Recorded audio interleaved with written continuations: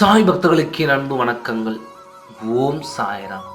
என் அன்பு குழந்தையே, அவசரமாக உன்னை பார்க்க வந்தேன். காரணத்தை சொல்லிவிட வேண்டும் என்று ஓடோடி வந்தேன். என் கைகளில் என்ன இருக்கிறது என்று கவனித்தாயா? என் கைகளில் இருக்கும் உண்மையை உன்னிடம் சொல்ல வந்தேன். தைரியத்தோடு கேள். உன்னிடம் ஒரு உண்மையை சொல்ல வந்தேன். உண்மையை புரிந்து கொண்டு தைரியமாக இரு. வெகு நாட்களாகவே படாத பாடுகளை பட்டு கொண்டிருக்கிறாய்.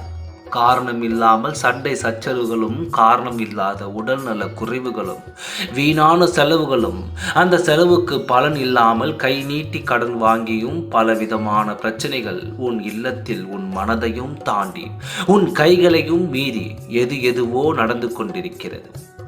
கட்டுக்குள் இல்லாமல் உன் பிரச்சனைகள் போய்விட்டது. நானும் பார்த்து கொண்டு தான் இருக்கிறேன். நான் இருந்தும் என் பிள்ளைக்கு ஏன் இப்படி நடக்கிறது, எதனால் என்று ஆராய வேண்டும். உடனடியாக அது என்னவென்று பார்த்து சரி செய்ய வேண்டும். எதனால் இப்படி வருகிறது? நானும் என் குழந்தைக்கு துணையாக இருக்கிறேன். அனுதினமும் என் குழந்தைக்கு முன்னால் நின்று கொண்டு அவளையே கண் இமைக்காமல் பார்த்து கொண்டிருக்கிறேன்.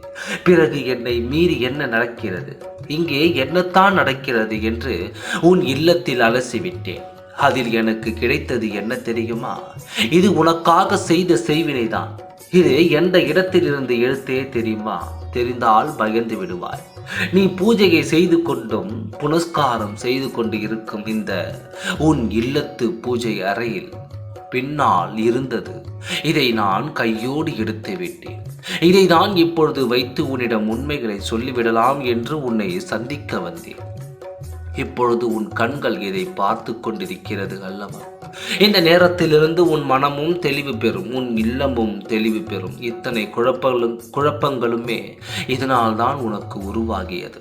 இதை வைத்தவன் யார் என்று நான் தெரிந்து கொண்டேன். அவனை கூடிய விரைவில் உன் கண்களுக்கு முன்னால் நிறுத்தி மண்டியிட்டு உன்னிடம் மன்னிப்பு கேட்க வைப்பேன். இவன் போல் ஒருவனை நீ உன் வாழ்க்கையில் பார்த்திருக்க மாட்டாய். அப்படிப்பட்ட கொடூர எண்ணத்தை கொண்ட இவன் உன் காலடியில் விழுந்து கிடக்க வைக்கப் போகிறேன்.